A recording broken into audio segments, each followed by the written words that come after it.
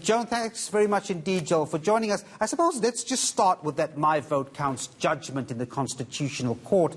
Just connect that for us in terms of relevance to what's happening at the moment with the President and the Public Protector. Sure, good morning.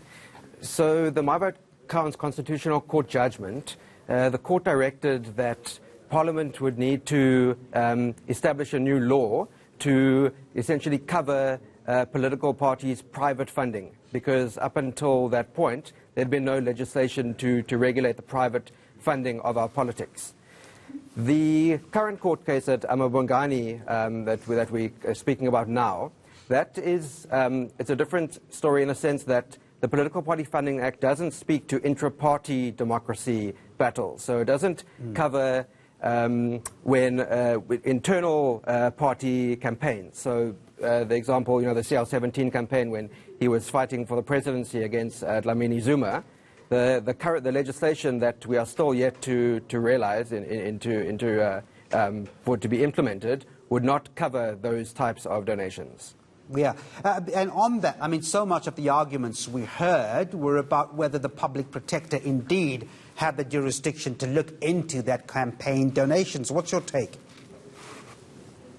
So, I think My Vote Counts' position is similar to AmaBhungane's in the sense that we're not choosing sides. We're not saying, the interpretation is previously when they looked at Maimane in 2015, I believe, there was a similar outcome in that it didn't cover these types of donations. But stepping back for a second, the bigger picture is that this is another very important area where we need further transparency. Internal battles are also spaces where outside money can have a major influence on our politics. And we are very supportive of this coming into fruition, whether it is part of the Executive Ethics Code or another piece of legislation. Joel, I suppose then, picking up from that, in the main, what should be determined by this court's judgment in this particular case?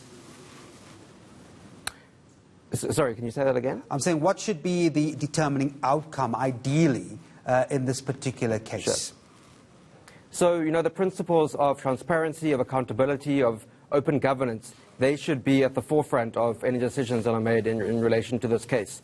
We've seen the damage that has been done, in our country as a result of the unregulated movement of private capital in our politics, the diversion of the national interest into more narrow interests. And, as we build our, transparency infrastructure and framework, this is another very important aspect that we need to include.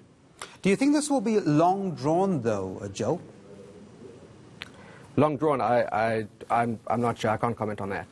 Yeah, because at some point of the matter is, if that determination isn't made, what I'm trying to say is that perhaps then, you'd have this vicious cycle in terms of not having a conclusion into a matter like this that's been really percolating for some time now, hasn't it? Yeah, it's very timely. The last few years we continue to learn about the extent to which private capital plays a role in our politics. And you're right, this is an important period in the country's history. The President ran on a ticket of increased and enhancing transparency and accountability. And I think that this is it's an important court case because it does have real sort of factors going down the road for us. We're going into an election next year, and we are at the danger now of, again, going there without the information of where political parties get their private funding from. No, absolutely. Well, thanks very much indeed, Joel Mkhwebane there from My Vote Counts.